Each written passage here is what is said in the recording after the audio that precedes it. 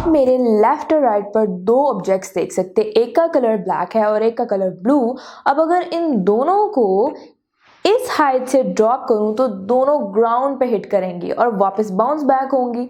हम यहाँ पे देख सकते हैं जो हमारा ब्लैक ऑब्जेक्ट है ये हमने कितनी ऊंचाई से फेंका और ये सिर्फ बहुत थोड़ा ऊपर गया, और जो ब्लू ऑब्जेक्ट है वो ऑलमोस्ट उस हाइट तक गया जहाँ से हमने उसे ड्रॉप किया था।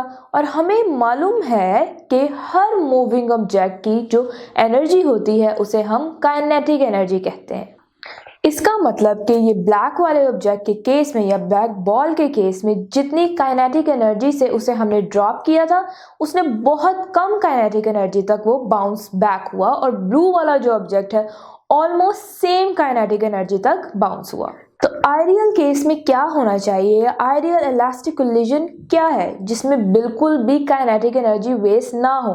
जैसे कि हम अब देख सकते हैं कि हमने इस ऑब्जेक्ट को ड्रॉप किया, ये एग्जैक्ट सेम अपनी पोजीशन पर वापस गया, तो इसका मतलब इसने कोई भी काइनेटिक एनर्जी का पोर्शन लूज नहीं किया। इस एक्सपेरिमेंट की बेस पे हम अपने कोलिजन को दो किस्मों में डिवाइड कर सकते हैं। एक वो जिसमें काइनेटिक एनर्जी कंजर्व नहीं रहती यानी सेम नहीं रहती, तुम आइडेंटिफाई नहीं कर सकते। A collision in which the kinetic energy of the system is not conserved is called the inelastic collision. And in the ideal case, when no kinetic energy is lost, the collision is said to be perfectly elastic. अब दोबारा से हम अपनी example देखते हैं। In elastic collision को height हमने 10 दी और दूसरे ऑब्जेक्ट को भी हाइट हमने 10 दे दी। जो इन इलास्टिक कोलिजन है उसे जब हमने ड्रॉप किया, फॉर एग्जांपल 10 थी उसकी काइनेटिक एनर्जी, हिट किया वापस 4 तक काइनेटिक एनर्जी गई, तो बाकी 6 कहाँ गई? अगर मैं यहाँ पे टेबल की फॉर्म में लिखूं तो मैं कह सकती हूँ बिफोर कोलिजन उसकी काइनेटिक एनर्जी थी 10, जब वो कोलाइड किया वापस आया वो, तो काइनेटिक एनर्जी उसकी 4 थी। बाकी जो 6 है ये हम हाइपोथेटिकली बात कर रहे हैं, साउंड में 4 वेस्ट हो गई, 2 हीट में वेस्ट हो गई। तो अगर हम टोटल एनर्जी कैलकुलेट करें तो वो टोटल एनर्जी सेम ही होगी। काइनेटिक एनर्जी 4, साउंड में 4, हीट में 2, total energy system in elastic में भी सेम ही है। और अगर हम इलास्टिक कोलिजन में देखेंगे तो हमें उसे डिवाइड किया था। अगर वो 10 की हाइट से ड्रॉ करेंगे तो वो वापस 10 तक जाएगी। यहाँ से हमें ये मालूम होता है कि चाहे कोलिजन इलास्टिक हो या इन इलास्टिक हो, टोटल एनर्जी सेम रहती है, लेकिन जो लूज होती है इन इलास्टिक में वो सिर्फ काइनेटिक एनर्जी होती है, और जो लूज होता है पोर्शन वेस्ट होता है वो साउंड और हीट की फॉर्म में वेस्ट हो जाता है।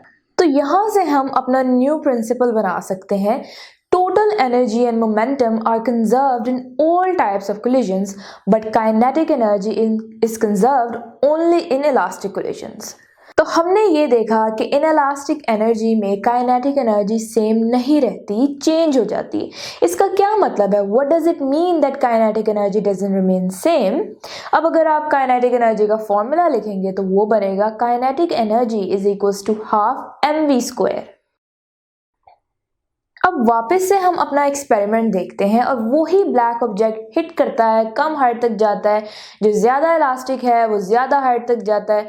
तो हमने देखा कि दोनों केसेस में जो काइनेटिक एनर्जी है वो चेंज हुई।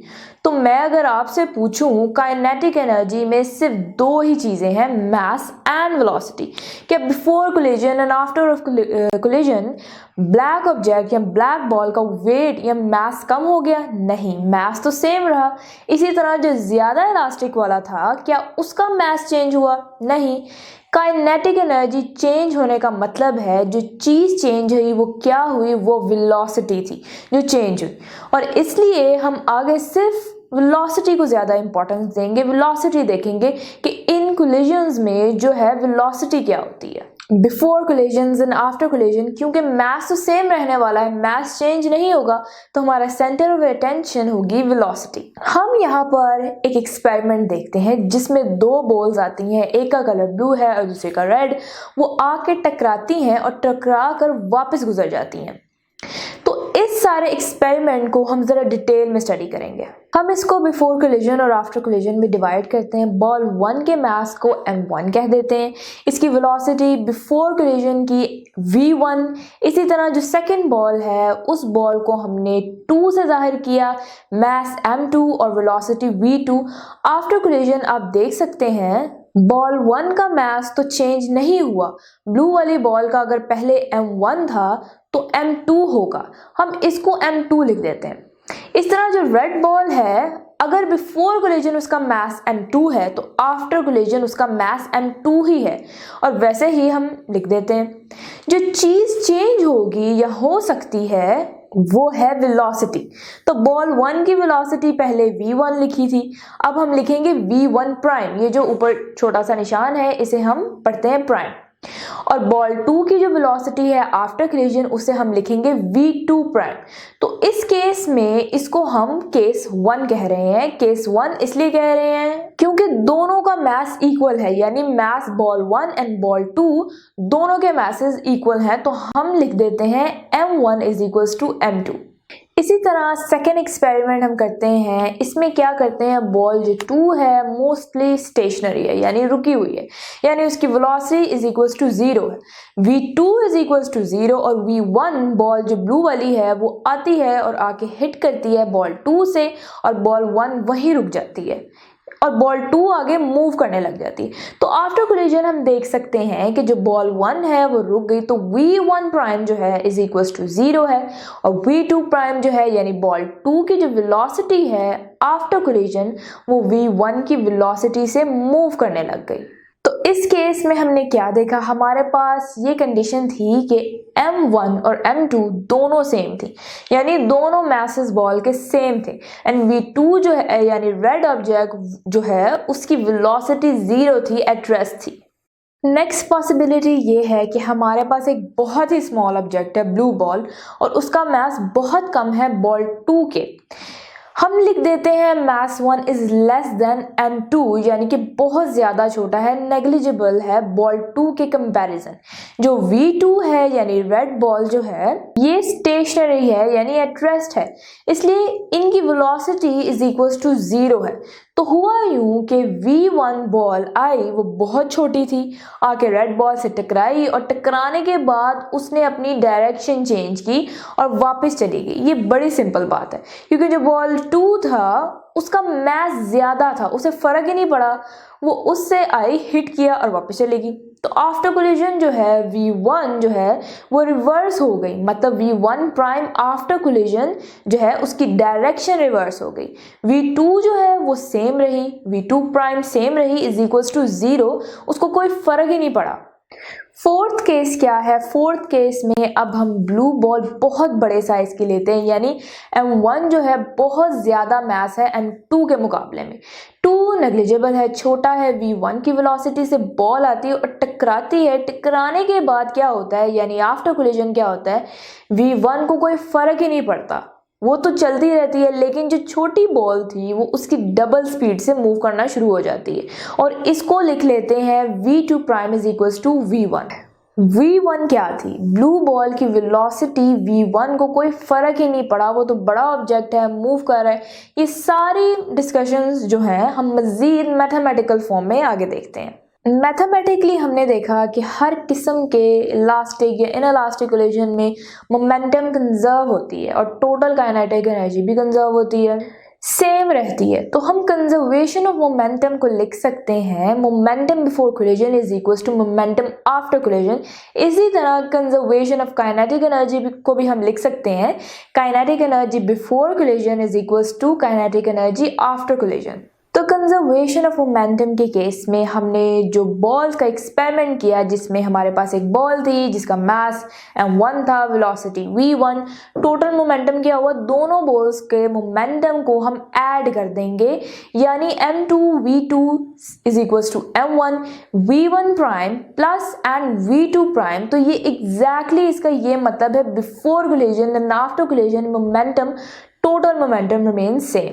अब मैं ये चाहती हूँ कि हम मास जो कि m1 है ये भी m1 है, तो मैं चाहती हूँ कि मैं इसको उठा के इक्वल के दूसरी साइड पे ले जाऊँ। अगर यहाँ पे ये पॉजिटिव था तो यहाँ पे ये माइनस हो जाएगा। इसी तरह जो हमारे पास m2 v2 है उसको अगर मैं उठाकर इक्वल के दूसरी साइड पे ले जाऊंगी तो यहाँ पे वो पॉजिटिव था तो वहाँ पे जाके वो माइनस हो जाएगा। तो अब फर्क देख लीजिए कि m1 v1 इधर पॉजिटिव है तो इक्वल की दूसरी तरफ जाकर हमने देखा कि वो साइन चेंज हो गया, माइनस हो गया। इसी तरह m2 v2 जो है वो यहाँ पर पॉजिटिव है और दूसरी तरफ जाकर वो माइनस में हो गया, यानी नेगेटिव साइन में हो गया। अब m1 इन दोनों टर्म्स में सेम है तो मैं इसकी कॉमन ले सकती हूँ। m1 ब्रैकेट में v1 माइनस v1 प्राइम, जो कि यहाँ सिर्फ इन दोनों में से m1 बाहर ले जाऊंगी। सिमिलरली इन दोनों टर्म्स में भी m2 सेम है तो m2 बाहर ले जाऊंगी और ब्रैकेट्स में v2 प्राइम माइनस v2 लिख दूंगी। आप देख सकते हैं कि मैथ सेम है इन दोनों में, इसलिए हमने दोनों का कॉमन ले लिया। इस इक्वेशन को हम इक्वेशन 1 कह देते हैं। तो हम देख सकते हैं कि बॉल 1 की काइनेटिक एनर्जी लिखेंगे तो वो होगी हाफ m1 v1 स्क्वायर और इसी तरह बॉल 2 की होगी half m2 v2 square before collision. After collision जो लिखेंगे वो क्या होगी half m1 v1 prime square और बॉल 2 की क्या होगी half m2 v2 prime square. अब मैसेज सेम है, सिर्फ चेंज क्या हुआ है आफ्टर कोलिजन वेलोसिटी, तो हम इसको इस तरीके से लिख दिया। अब 1/2 दोनों साइड्स पे है तो कैंसिल हो जाएगा, हमारे पास ये इक्वेशन बचेगी। इस इक्वेशन में हम अगेन वही काम करेंगे जो m1 v1 prime square as it is लिखेंगे और यहाँ पर m1 v1 प्राइम स्क्वायर दूसरी तरफ ले जाएंगे तो वो नेगेटिव हो जाएगा और इधर m2 v2 prime square already था, यहाँ से m2 v2 स्क्वायर उधर ले लेंगे, इधर ले लेंगे तो नेगेटिव हो जाएगा। हमारे पास ये इक्वेशन बनेगी। नेक्स्ट स्टेप में हमने क्या किया था, m1 कॉमन ले लिया था। इस साइड से अब भी हम कॉमन ले लेंगे और m2 यहाँ से कॉमन ले लेंगे तो हमारी इक्वेशन जो है वो बन गई। अब ये इक्वेशन आपको मैथमेटिक्स की चीज़ में फॉर्मूला यूज़ करते हैं, अगर आपको याद नहीं हो तो हम बता देते हैं। अगर a square minus B square हो हम लिख सकते हैं कि a plus B into a minus B. अब ये देखिए यहाँ पे हमारे पास यही फॉर्म नहीं बनती v1 square minus v1 prime square. अब v कंसिडर कर लें तो इसको क्या लिख सकते हैं हम, इसको हम लिख सकते हैं m1 एज इट इज और इस टर्म को v1 minus v1 prime into v1 plus v1 prime. अब सिमिलरली यहाँ पे m2 as it is he है और इसको दो टर्म्स में लिख देंगे v2 minus v2 prime into v2 plus v2 prime. इस इक्वेशन को हम 2 का नाम दे देते हैं। अब क्या करते हैं, इन दोनों इक्वेशंस को इकट्ठा लिख लेते हैं। इक्वेशन 2 को डिवाइड कर देते हैं इक्वेशन 1 से, तो ये हमने डिवाइड कर दिया। अब आप देखिए m1 और ये m1 दोनों सेम है तो कैंसिल हो जाएंगे। इसी तरह m2 एंड m2 से कैंसिल हो जाएगा। सिमिलरली ऊपर v1 माइनस v1 प्राइम है, ये और ये दोनों टर्म्स कैंसिल हो जाएंगे। यहाँ पे भी v2 माइनस v2 प्राइम है, सेम है, ये भी कैंसिल हो जाएगा। ये सारे टर्म कैंसिल हो गई। बचा क्या इसमें, इस साइड पे बचा इक्वल के v1 प्लस v1 प्राइम, तो हम इसे लिख देते हैं और दूसरे साइड पे बचा v2 प्लस v2 प्राइम, तो हम वैसे ही लिख देते हैं। अब ये जो v1 प्लस v1 प्राइम है ये क्या है, ये डिफरेंस ऑफ बॉल 1 है बिफोर एंड आफ्टर कोलिजन, यानी इन दोनों के सम के इक्वल है। और ये जो है v2 प्लस v2 प्राइम ये before and after collision velocity के। मैं डिफरेंस मालूम करना चाह रही हूँ तो मैं क्या करूँगी, अगर कोलिजन से पहले डिफरेंस देखना चाहूँ तो मैं यहाँ से v2 को उठा के v1 पे ले जाऊँगी। अब ये दोनों वेलोसिटीज़ हैं, ये बिफोर कोलिजन है और ये जो दोनों वेलोसिटीज़ का डिफरेंस है ये आफ्टर कोलिजन है। मैं इसलिए ये भी कह सकती हूँ v1 का डिफरेंस या v1 का रिलेटिव का डिफरेंस है बिफोर कोलिजन, और अगर मैं इसको भी v1 के रिलेटिव आफ्टर कोलिजन डिफरेंस लेना चाहूँ तो मैं क्या करूंगी, माइनस को कॉमन ले लूंगी, बाहर माइनस कॉमन लूंगी तो v2 माइनस हो जाएगा, मैं माइनस लिख दूंगी, माइनस था तो वो प्लस हो जाएगा, मैंने ऐसे ही लिख दिया। ये दोनों टर्म्स सेम नहीं है, बिल्कुल सेम है, दोनों में फर्क सिर्फ कितना है, ये बिफोर कोलिजन है। और ये आफ्टर कोलिजन है। और बीच में जो साइन है माइनस, तो वो हमने बताया है बिफोर और आफ्टर कोलिजन जो डिफरेंस है, जो दोनों इक्वल है बट डायरेक्शन चेंज है, ऑपोजिट डायरेक्शन में है। हमें सारे एक्सपेरिमेंट में क्या मालूम था? We know masses and velocity of ball 1 and 2 before collision. हम ये जानना चाहते हैं कि दोनों बॉल्स की वेलोसिटी आफ्टर कोलिजन क्या होती है, यानी v1 प्राइम मालूम करना चाहते हैं और v2 प्राइम मालूम करना चाहते हैं। अगर हम ऊपर वाली इक्वेशन को सॉल्व करें, क्या आपकी बुक ने सॉल्व नहीं किया, एज इट इज लिखा है, तो हम एज इट इज लिख देते हैं। v1 प्राइम जो है बॉल 1 की velocity after collision in terms of m1 minus m2 over m1 plus m2, v1 plus 2 m2 over m1 plus m2 into v2। तो v1 प्राइम हमें बिफोर कोलिजन की form में लिख ली। इसी तरह जो v2 प्राइम है उसका फॉर्मूला अगर हम सॉल्व करें तो ये बनेगा 2m1 over m1 plus m2 into v1 plus m2 minus m1 over m1 plus m2 into v2। ये हमारे पास है बॉल 1 की वेलोसिटी है और ये बॉल की वेलोसिटी है आफ्टर कोलिजन। अब जो हमने पहले इंट्यूटिवली या पहले से ऑब्जर्व करके एक्सपेरिमेंट देखा था, अब हम उसे मैथमेटिकली भी प्रूव करते हैं। हमारे केस 1 में हमने क्या देखा, हम दोबारा देखते हैं कि दोनों बॉल्स आपस में कोलाइड हुई तो वेलोसिटी चेंज हुई। कंडीशन क्या थी? m1 is equals to m2। इस इक्वेशन में अगर मैं m1 is equals to m2 रखूंगी तो क्या होगा, जहां m2 है वहां m1 लिख देती हूँ। इसी तरह यहाँ पर 1 है वहां मैं m2 लिख देती हूँ।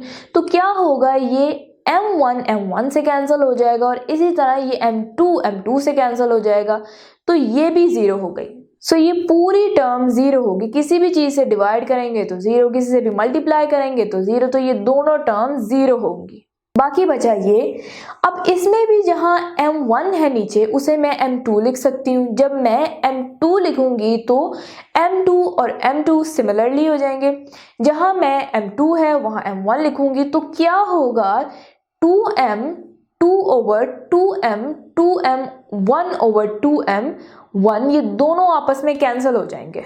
और यहाँ पे क्या बचा, v2 और यहाँ पे बचेगा v1।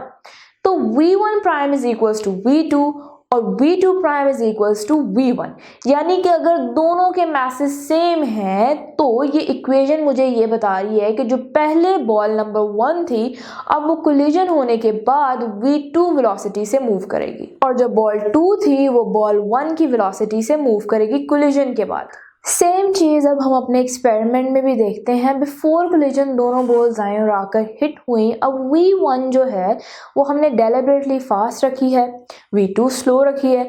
जब वो v1 आके हिट हुई v2 से, अब v1 जो है वो स्लो हो गई और v2 जो है वो फास्ट हो गई। तो v1 जो है v2 की वेलोसिटी से मूव करने लग गई और जो v2 है यानी बॉल 2 है वो v1 की वेलोसिटी से मूव होने लग गई। नेक्स्ट केस हमारे पास बनता है कि दोनों मैसेज तो सेम है बॉल्स के, बट जो सेकंड बॉल है रेड बॉल, ये स्टेशनरी है, एट रेस्ट है, रुकी हुई है।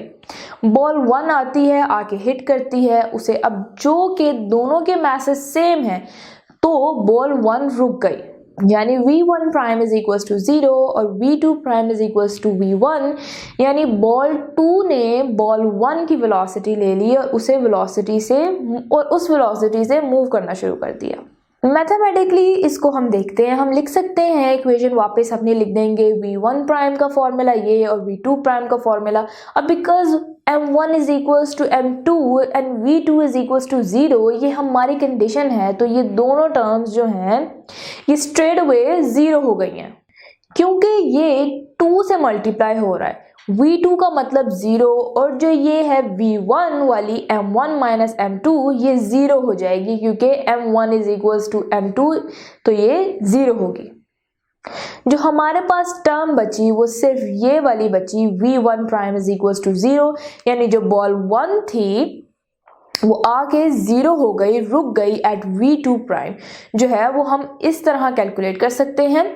अब ये फॉर्मूला है, यहाँ m1 प्लस m2 इन दोनों को मैं m1 लिख सकती हूँ जब मैं m1 लिखूंगी। तो ये 2m1 ओवर 2m1 आएगा, तो ये एक दूसरे से कैंसिल हो गया। v2 prime is equal to v1, और v1 जो है वो आके रुक गई और v2 ने v1 की वेलोसिटी ली और मूव करना शुरू कर दिया। अब थर्ड केस लेते हैं जिसमें हमारी जो बॉल है वो बहुत स्मॉल है, बॉल 1। अब स्मॉल होने का मतलब ये है कि उसका मास बहुत स्मॉल है, m1 is less than m2, यानी कि क्योंकि वो बहुत ज़्यादा छोटी है तो उसका मास हम निगलेक्ट कर सकते हैं कंपैरेटिवली टू m2। और m2 जो है वो स्टेशनरी है, मतलब एट रेस्ट है, रुकी हुई है बॉल आएगी आके हिट करेगी, v2 की सेहत को कोई असर नहीं पड़ेगा, यानी m2 की सेहत को कोई असर नहीं पड़ेगा, वो रुकी ही रहेगी। v1 आई, टकराई, और टकराने के बाद वापस उसने अपनी डायरेक्शन चेंज कर ली। इस डायरेक्शन को चेंज करने को हम इस तरह लिख सकते हैं कि जो v1 प्राइम है, यानी आफ्टर कोलिजन जो वेलोसिटी है बॉल 1 की, वो सेम ही है जो उसकी पहले थी, बस उसकी डायरेक्शन चेंज हो गई, यानी माइनस हो गई। तो v2 इसको कोई फ़र्क ही नहीं पड़ा क्योंकि वो बहुत हैवी बॉल थी। इसको अगर हम मैथमेटिकली भी प्रूव करें तो कैसे कर सकते हैं, v2 इज इक्वल्स टू 0, यानी ये दोनों टर्म्स 0 हो गए, बाकी हमारे पास ये दोनों टर्म्स बची। अब जहाँ जहाँ m1 है वहाँ वहाँ 0 लिख सकती हूँ, क्योंकि हमने कहा है निगलेक्ट कर सकते हैं, नियरली 0 है। ये 0 जब हम यहाँ 0 लिखेंगे तो ये पूरी टर्म 0 हो जाएगी और 0 तो 0 ही रहेंगे। m2 से कैंसिल हो जाएगा, -1 बच जाएगा। यहाँ से v1 prime is equal to minus v1, v2 पहले भी 0 थी, अब भी 0 है। और ये इक्वेशन हमें क्या बता रही है कि ये दोनों वेलोसिटी तो सेम है बट डायरेक्शन दोनों की चेंज है। बॉल 1 जो है जिस वेलोसिटी से आके टकराई बॉल से, और दूसरी वेलोसिटी से वापस मूव करके गई। फोर्थ एंड लास्ट केस हमारे पास ये है, हम अगेन उसको ऑब्जर्व करते हैं। यहाँ से बॉल 1 आती है और बॉल 2 रुकी हुई है, जैसे ही वो टकराती है बॉल 1 तो अपनी स्पीड से ही आगे जा रही है, लेकिन जो बॉल 2 है जो डबल स्पीड से आगे चली जाएगी बॉल 1 के मुकाबले में, और यही मैथमेटिकली हम लिखेंगे। ये देखिए, इसका मतलब ये है v1 prime is equals to v1। उसकी वेलोसिटी तो चेंज ही नहीं हुई before and after collision, but v2 वाली जो है उसने इस बड़ी बॉल की वेलोसिटी से डबल स्पीड से आगे मूव करना शुरू किया। मैथमेटिकली इसे प्रूव करते हैं। v2 इज इक्वल्स टू 0 है, तो अगेन दोनों सम्स हमारे पास 0 हो गए। अब ये लिख लेते हैं, यहाँ पे हम कह रहे हैं कि m2 is nearly equal to 0, क्योंकि m2 बहुत स्मॉल है, जहाँ जहाँ 2 है वहाँ 0 लगा देते हैं, तो हमारे पास ये इक्वेशन बच गई। यहाँ m1 ओवर m1 है, ये दोनों आपस में कैंसिल हो गए, 1 आंसर आ जाएगा। इसी तरह यहाँ m1 से कैंसिल हो जाएगा और ये 2 आ जाएगा, तो v1 प्राइम जो बड़ी बॉल आ रही थी वो सेम वेलोसिटी से आगे मूव करती जा रही थी, और जो v2 प्राइम है यानी छोटी बॉल जो पहले 0 थी यानी रुकी हुई थी, अब वो किस स्पीड से आगे मूव कर रही है, इस बड़ी बॉल की डबल स्पीड से। तो ये आपने याद रखना है, और दूसरी चीज़ आपने इन चीज़ों को इमेजिन करना है। अगर ये लेक्चर आप कंप्लीटली देखना चाहते हैं और इसके साथ साथ बेशुमार MCQs, उनके आंसर्स और एक्सप्लेनेशंस भी हासिल करना चाहते हैं, एंड दैट ऑल फ्री, तो अभी गूगल प्ले स्टोर पे जाइए एंड लिखिए हिप्पो ई लर्निंग प्रोग्राम। हमारी ऐप डाउनलोड कीजिए, ना सिर्फ इसे खुद यूज़ कीजिए बल्कि अपने दोस्त एंड क्लास फेलोज़ को भी रेकमेंड कीजिए।